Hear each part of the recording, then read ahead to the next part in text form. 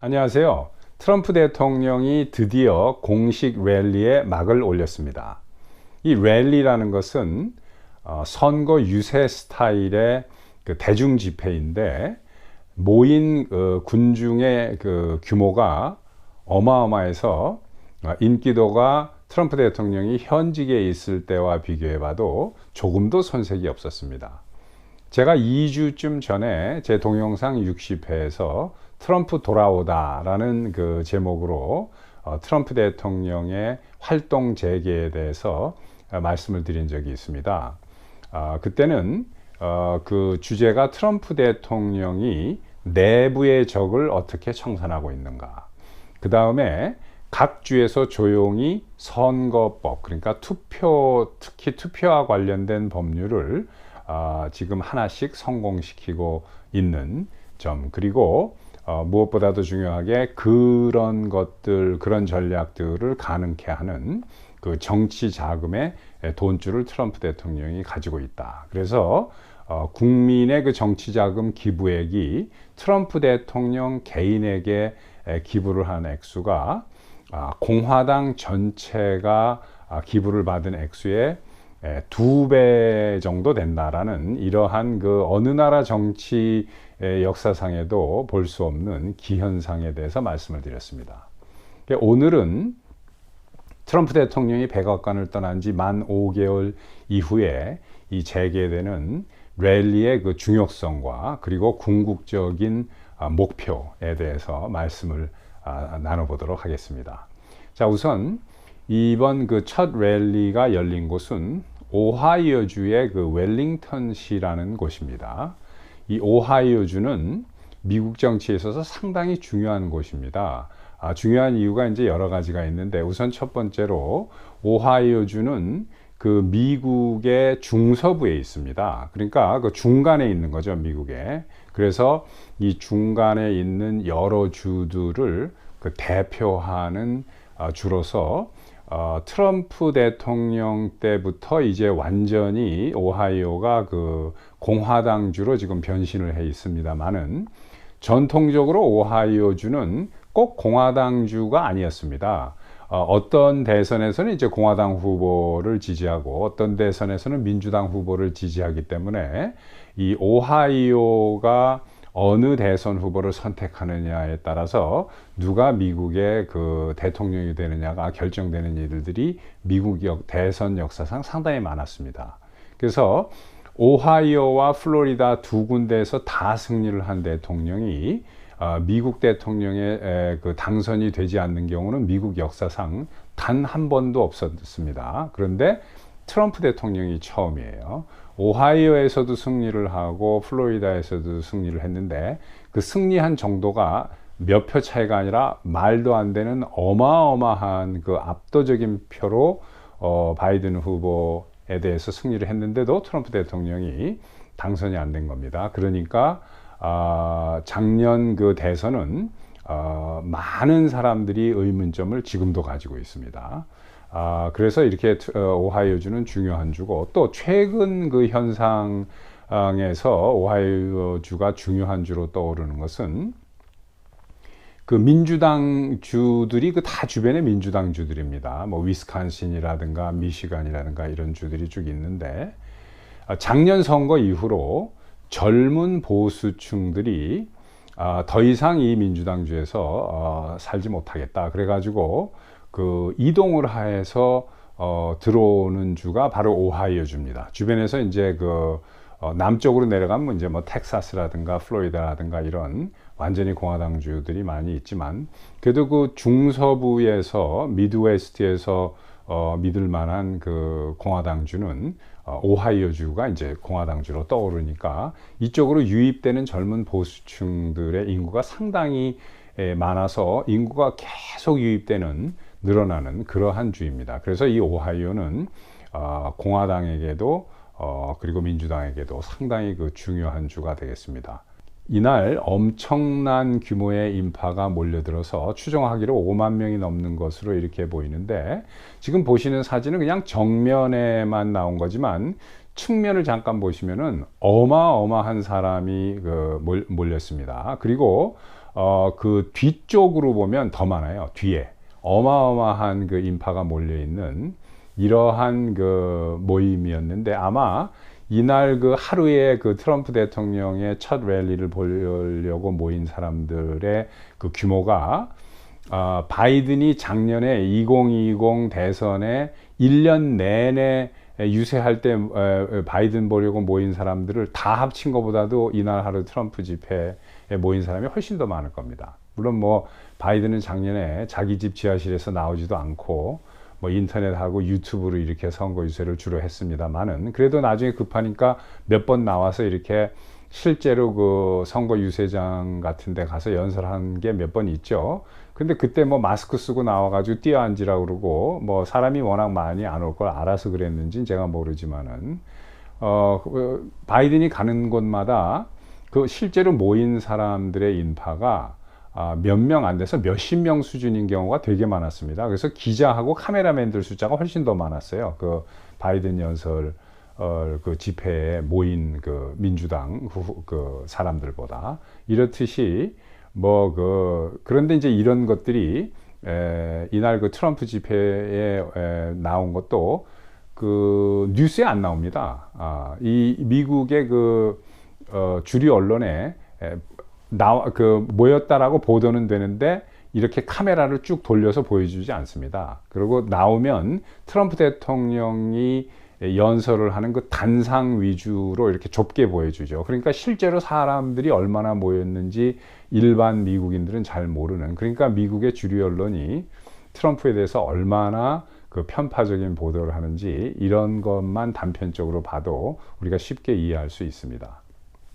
자, 그런데 또 하나 이제 여기서 그 특이할 만한 사항을 제가 이제 느낀 것을 보고 정말로 대단하다 하는 임프레션을 그 받은 게 그 시크릿 서비스들의 규모입니다. 이제 시크릿 서비스는 우리가 일반적으로 이제 알기로 그 대통령 경호하는 그 부서입니다. 미국에. 원래 이 시크릿 서비스는 미국 재무부 소속인데 하는 일이 엄청나게 많습니다. 우리 일반 대중에게는 그냥 대통령 경호하는 팀 정도로만 알려있지만 그렇지 않습니다. 대통령 경호하는 팀은 시크릿 서비스에서 이제 작은 부분이에요. 하는 일들이 엄청나게 많은데 어느 정도냐면은 이제 이렇습니다. 대통령이 어느 장소를 가면은 대통령이 가는 장소에 그 모이는 인파에 대비해서 시크릿 서비스의 규모도 달라지는 거예요. 그때마다. 그런데 전직의 어느 대통령이 가는데 이렇게 많은 인파가 모이겠습니까? 지금 미국의 현직인 바이든이 가도 이런 인파가 모이는 곳은 없습니다. 그러니까 뭐 대통령이 누구하고 지인들하고 식사를 한다 그러면 뭐 그저 대여섯 명 모이면 그거에 맞는 시크릿 서비스가 이제 그 경호를 하게 되고 주변에 있게 되죠. 근데 트럼프 대통령이 이번에 첫 번째 랠리는 5만 명 이상이 모이는 데니까 이 시크릿 서비스가 동원되는 숫자가 어마어마합니다.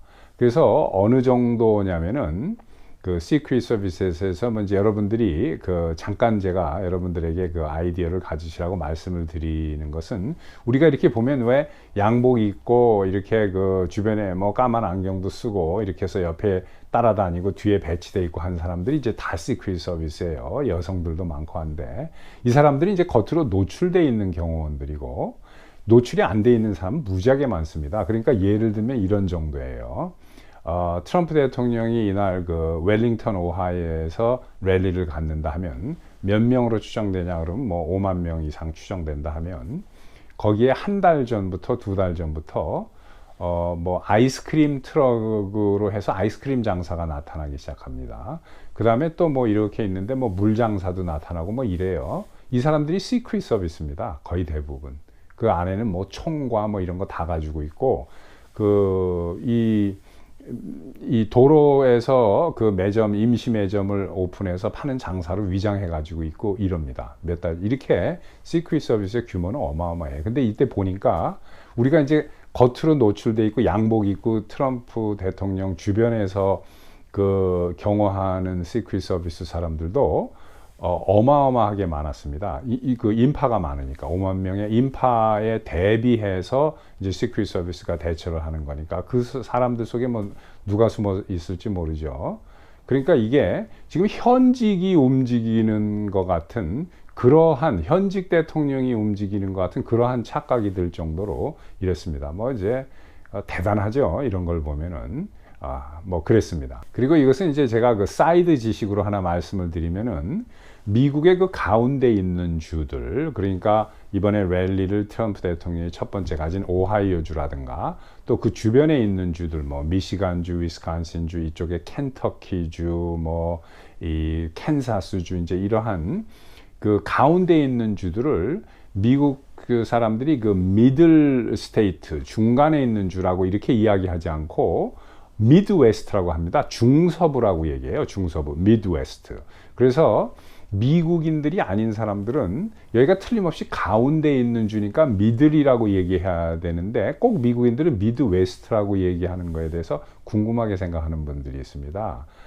잠깐 말씀을 드리면 여러분들이 이제 상식으로 알고 계시라고, 미국이 처음에 만들어지고 유럽에서 이민 온 곳은 전부 다 동부입니다. 이 뭐 버지니아라든가 매사추세츠, 뉴욕 이쪽으로 쭉 동부 해안선에 정착을 하면서 이제 미국이 만들어지기 시작을 했는데, 그런데 이제 서부 개척 시대가 시작이 되면서 쭉 이제 서부로 미국이 확장돼 나가는데, 그때 당시에 사람들이 전부 동부에만 살고 있었으니까 여기서 조금이라도 하다못해 뭐 100마일, 200마일, 300마일 나가도 동부 해안선에서 서부로 움직이는 거죠, 계속. 그래서 서부로 해서 웨스트로 이제 나가는데, 제일 끝에 마지막에 이제 태평양 바다를 마주하고 있는 캘리포니아가 되겠죠. 그래서 이 캘리포니아는 이제 스페인 땅이었지만 쭉 그쪽으로 가면서 동부에 있는 사람들이 움직이는 거니까 조금만 나가도 서부라고 얘기하는 겁니다. 그래서 결국은 아메리카 대륙 전체를 미국이 그 태평양이 있는 스페인 땅이었던 그 캘리포니아까지 미국의 그 수중에 들어왔을 때, 미국 사람들이 그래도 동부 위주로 움직이는 그 나라니까 캘리포니아 쪽은 웨스트라고 합니다. 서부. 그리고 이 중간에 있는 그 도시를 미드웨스트라고 해요. 그래서 언어 습관적으로 이렇게 동부 위주의 사람들이 미국을 개척을 하다 보니까 아직도 미드웨스트라고 이렇게 이야기를 합니다. 뭐 물론 지금은 이제 그 외국 출신들도 많고 해서 미드웨스트라고 그러지 않고 뭐 미들 아메리카라고 이렇게 표현하는 경우도 있지만, 그래도 아직 미국인의 그 언어 습관에는 여기를 다 미드웨스트라고 이렇게 부릅니다. 뭐 이것은 제가 그냥 사이드로 말씀을 드린 거고. 자, 그러면 본격적으로 그 이 트럼프 대통령이 백악관을 떠난 지 만 5개월 이후에 이제 그 첫 막을 올린 이 랠리의 그 중요성과 그리고 그 궁극적인 목표가 무엇이냐. 자, 이것을 이제 말씀을 드리겠습니다. 우선 그 단기 목표가 있고 중장기적인 그런 목표가 있습니다. 우선 이 그 랠리의 단기 목표는 내년이 미국의 그 중간 선거입니다. 2022년이 미국이 중간 선거인데, 중간 선거라는 것은 이제 그 대선 사이에 있다 해서 이제 중간 선거를 하는데, 미국 대통령 임기는 4년이니까 매 4년마다 그 대선이 벌어지고, 그 중간에 그 하원 의원은 임기가 2년입니다. 미국에. 그래서 매 2년마다 그 하원 그 선거가 이루어지는데, 2년마다 이루어지니까 대통령 선거와 같이 하원 선거가 이루어지면 2년 후에 하원이 또 다 선거를 하는 거죠. 그래서 대선과 대선 사이에 있는 선거라고 해서 중간 선거라고 하는데, 영어로 그냥 midterm election이라고도 합니다.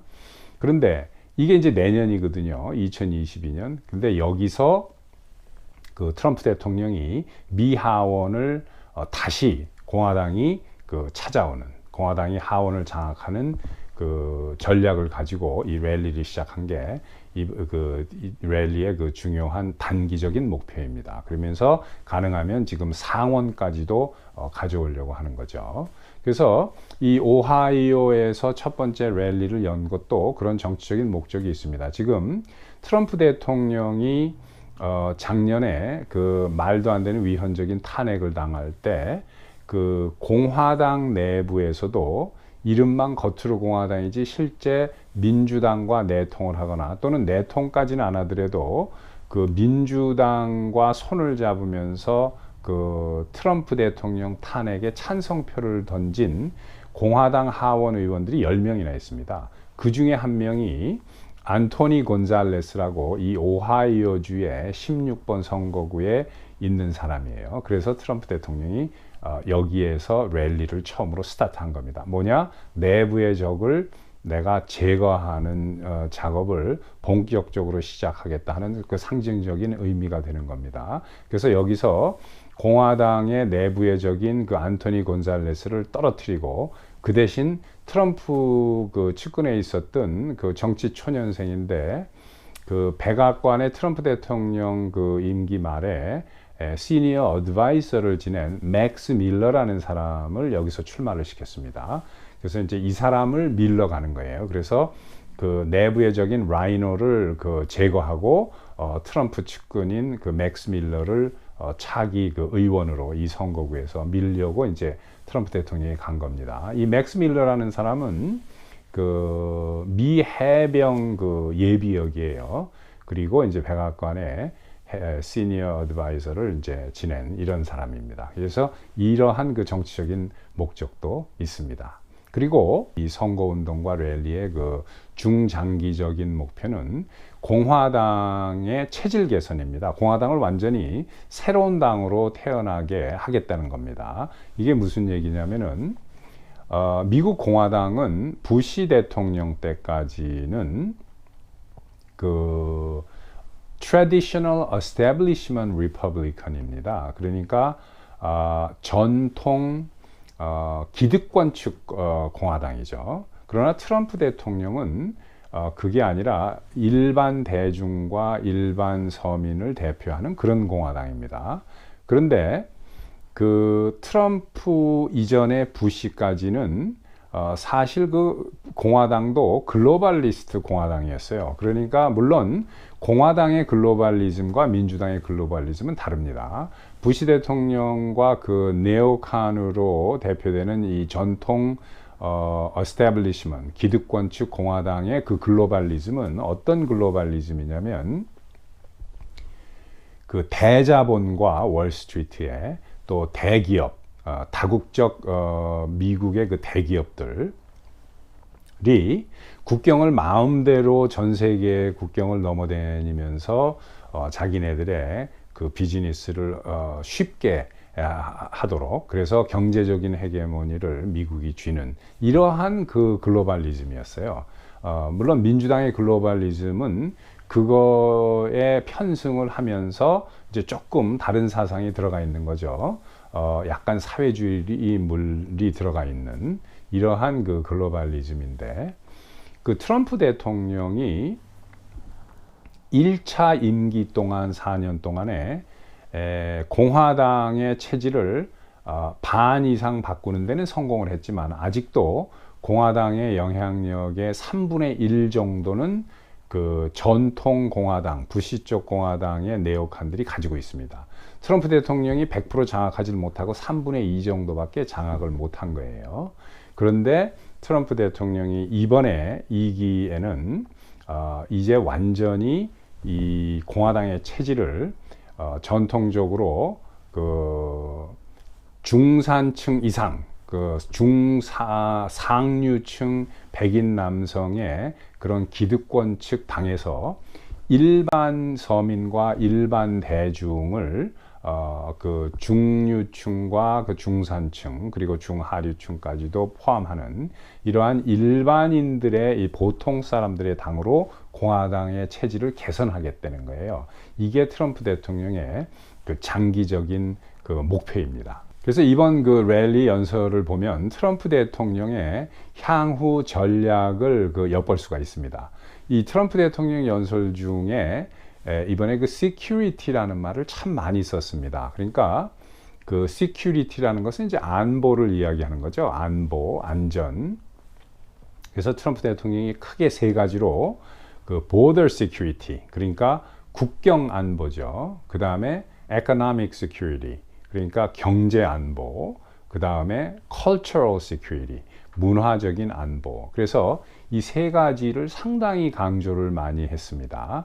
그래서 여기서 제가 트럼프 대통령이 앞으로 이 security 대 insecurity의 대결 구도로 향후 미국 정국을 가져가겠구나라는 그런 생각이 들었습니다. 그러니까 security라는 것은 안보고 security의 반대말 불안한 거죠. 불안한 것 이것은 insecurity라고 합니다. 그래서 그 공화당 트럼프가 이끄는 공화당은 안보 그러니까 국경 안보, 경제 안보, 문화 안보를 추구하고 구축하려는 당이다라는 이미지로 이제 미국 국민들을 이제 사로잡으려고 하는 거고, 반면에 민주당의 그 정권이 넘어가면 그 반대, 시큐리티의 반대인 인시큐리티, 나라가 불안해진다.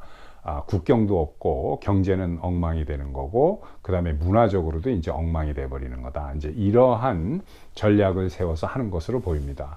이제 하나씩 말씀을 드려보면 우선 국경 안보, border security인데 이 트럼프 대통령이 이제 항상 모든 연설에서 하는 것은 이런 이야기를 합니다. 국경이 없으면 나라도 없다. 국경이 없는 나라가 이 세상에 어디 있느냐. 국경을 다 열어버리면 나라를 없애겠다는 거랑 다름이 없지 않느냐. 이런 식으로 이제 트럼프 대통령이 상당히 강력하게 이제 표현을 하는데, 이 며칠 전에 불과 한 3일 전인가 그 텍사스 주지사 그렉 에버트 주지사의 그 초청을 받고 드디어 이제 그 국경을 시찰을 했습니다. 트럼프 대통령이. 4월 초쯤에 트럼프 대통령이 이제 내가 조만간 국경을 방문하겠다라고 발표한 적이 있어서 저는 그때 이제 트럼프 대통령이 4월 중에는 국경을 방문하겠구나라고 제 나름대로 예측을 했었는데 6월 말에 이제 국경을 다녀왔습니다. 그런데 여기서도 보면 이 벽에서 이렇게 벽을 짓다가 바이든 행정부에서 예산을 끊어가지고 중단한 곳에 가서 이제 트럼프 대통령이 연설을 했어요. 근데 그 연설 하기 전에 그 보고를 받았습니다. 그래서 텍사스 주지사와 텍사스 주의 법무장관 또 여러 가지 국무장관 또 텍사스 주 군대의 이제 총사령관부터 쭉 나와서 보안관들하고 보고를 하는데 마치 트럼프 대통령이 현직 대통령인 것처럼 이런 식으로 보고를 하더라고요. 그러니까 바이든이 인정 안 하는 거죠. 원래 이 텍사스에서는.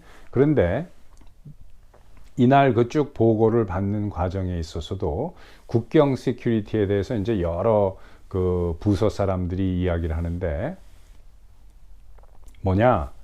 지금 국경이 민주당의 실정으로 인해서 엄청난 불법 월경자들이 막 들어오고 있는데 한 달에 한 15만 명 이상 이렇게 들어오는데 이게 붙잡힌 사람만 그렇습니다. 지금 붙들린 사람만. 그러니까 안 붙들리고 넘어와서 미립국에 성공한 사람들이 지금 어디로 가 있는지 모르죠. 뉴욕으로 가 있는지 LA로 가 있는지. 그런데 이게 자꾸 멕시칸이라는 식으로 축소하려고 합니다. 이 주류 언론과 미국 정부는.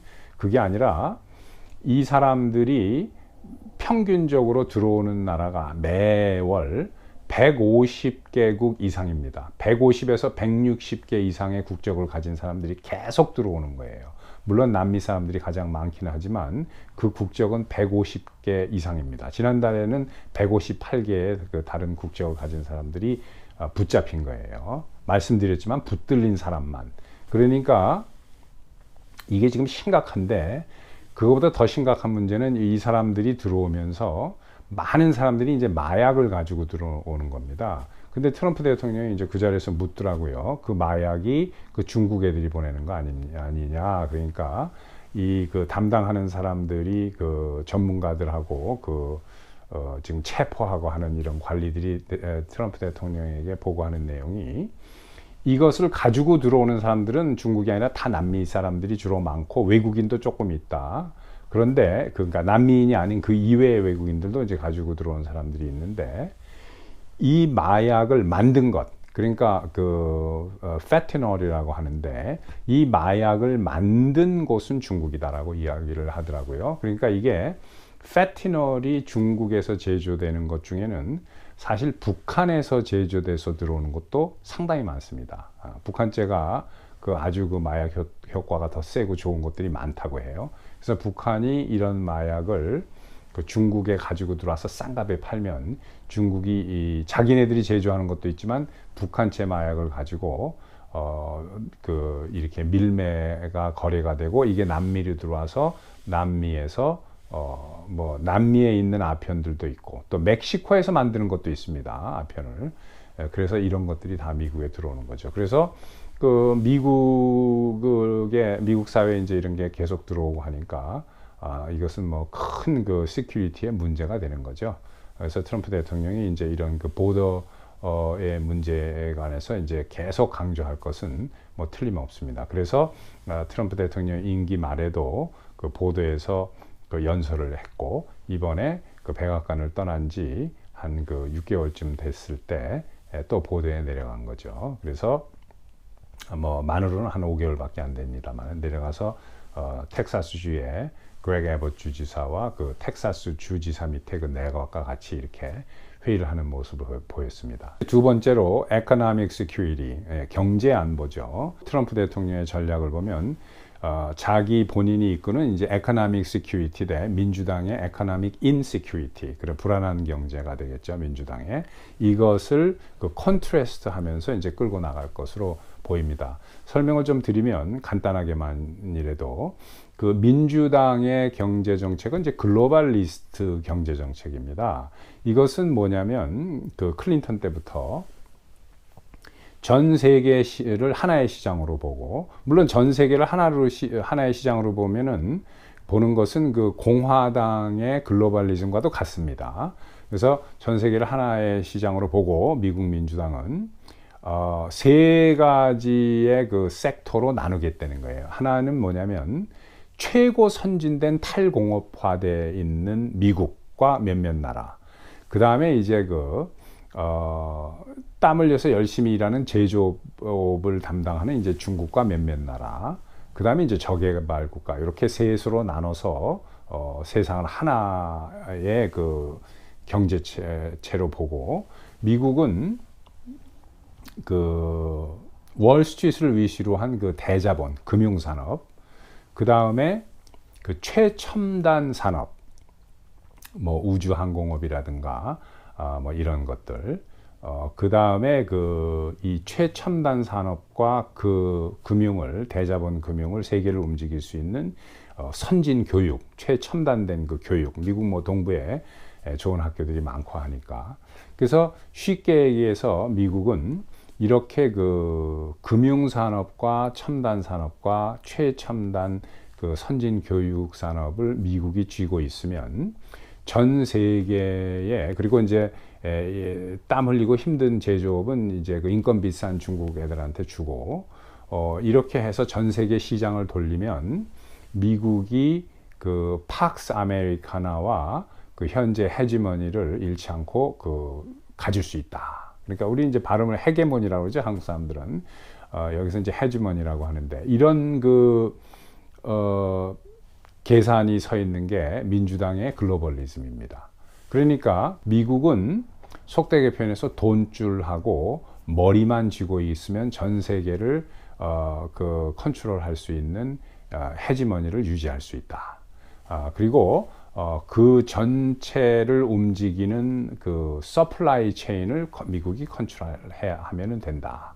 뭐 이런 건데, 그게 그렇게 말처럼 쉽지가 않습니다. 그러니까 어떻게 보면 그 상당히 순진한 발상이라고 이제 그 생각을 할 수 있는데, 그것은 다른 나라들이 미국이 컨트롤하는 대로 그대로 머물러 있는다는 가정하에 이게 이제 계속 가능하게 되는 거지만, 그렇지 않고 세계는 많이 유동적으로 변하고 있기 때문에 미국이 뭐 슈퍼파워의 자리를 뭐 금방 내주거나 뭐 그러는 상태는 아니지만 그래도 변화가 많이 있죠.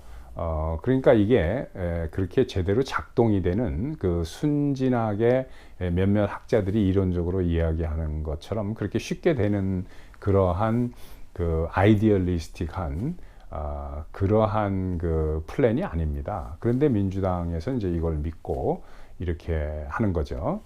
그런데 트럼프 대통령이 여기에다가 그건 말이 안 된다.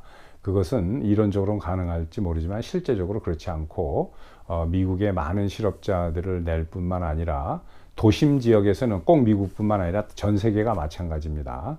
도심 지역과 첨단화되어 있는 그 지역은 다른 나라에서도 인건비가 오르고 그 최고의 교육받은 사람들이 모이면서 땅값이라든가 도심 지역의 그 부동산은 하늘 높은 줄 모르고 올라가게 되고, 또 자본이 쉽게 움직이니까 외국 자본이 들어와서 어떤 나라의 특정 지역의 부동산 값을 이제 더 올리게 되는 그런 결과가 나오고, 또 반면에 그 농촌이나 시골 지역은 점점점 피폐하게 되고 그 잡은 더 없어지고 직업은 이렇게 되는 현상이 오는 거다라고 주장하는 게 이제 트럼프 대통령이에요. 그러니까 어느 정도 레벨까지는 자국 내에서 그 산업과 제조업 같은 게 필요한 것이다. 이렇게 100% 코로나 때 배웠지만 제조업을 외국으로 했을 때 이 제조업을 무기로 삼아서 그 쓰고 이렇게 할 수 있지 않느냐.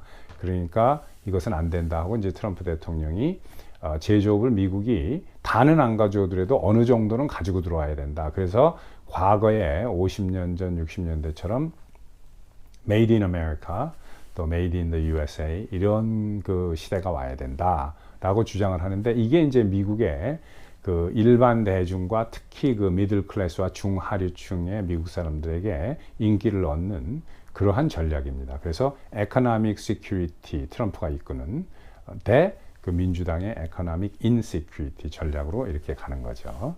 그리고 이제 그 cultural security 문화적인 그 안보를 이야기하는 것은 이제 트럼프 대통령이 항상 이야기를 했죠. 미국이 언제부터 해피 할리데이라고 이야기를 했느냐, 메리 크리스마스라고 왜 미국 사람들이 이야기하면 이것을 인종차별주의자라고 몰아가느냐, 이런 건 말이 안 된다. 어느 나라든지 그 자국의 전통과 자국의 문화 이런 것들을 중시 여기지 않으면은 그것은 그 자국이 없어지는 문화적인 그 첫 걸음을 뛰게 되는 거나 마찬가지다는 식으로 이제 트럼프 대통령이 몰고 가는 겁니다. 그래서 우리가 얼핏 생각을 해봐도, 큰 지식 없이 생각을 해봐도 대통령이면 또는 국가 지도자면 그 자국이 우선이 아니겠어요? 이 세상에 어느 나라 대통령이나 어느 나라 그 정치 지도자가 남의 나라를 우선시하는 나라가 어디 있습니까? 그러니까 트럼프 대통령이 미국을 먼저 America First 하고 Make America Great Again 하고 이런 기치를 들고 나오면서 America First라고 하는 것은 당연한 겁니다. 마치 일본 수상이 또는 한국 대통령이 일본 먼저, 한국 대통령은 대한민국 먼저, 이게 맞는 거 아니겠어요? 만약에 대한민국 대통령이 우리나라가 먼저가 아니라 뭐 중국이 먼저라든가 북한이 먼저라든가 이런 식으로 나온다면 그건 잘못된 것이죠. 그러니까 자국 대통령이 자국 먼저라고 얘기하는 것을 비난하는 것은 말도 안 되는 것입니다. 우리가 생각해봐도, 그러니까 뭐 크게 보지 않고 국가로 보지 않고 회사나 가정으로 봐도, 예를 들어서 저희 집에 제가 이제 가장인데 우리 집은 나중이고 남의 집이 먼저예요. 항상 뭐 돈을 벌어다가도 남의 집에다 먼저 주고 우리 집은 그냥 둘째 셋째로 치고, 이게 말이 된다고 생각하십니까? 그러니까 트럼프 대통령이 이런 식으로 어프로치를 하는 거예요. 그러니까 여기에 이제 많은 사람들이 미국 국내에서만 여기에 열광을 하는 게 아니라 외국에 있는 사람들도 트럼프 대통령의 그 트럼피즘, 자국 우선, 자국 중심주의, 그 애국 보수주의, 이거를 지금 유럽이고 아시아고 다른 나라에서도 상당히 여기 이게 맞다, 앞으로 이렇게 가는 것이다 하고 이걸 따르는 나라가 많습니다. 그리고 그런데 이제 민주당의 그 선전선동부라고밖에 저는 뭐 그렇게 생각합니다. 미국의 지금 현재 주류 언론은 민주당의 선전선동부지 저게 정확한 제대로 된 언론이 아닙니다.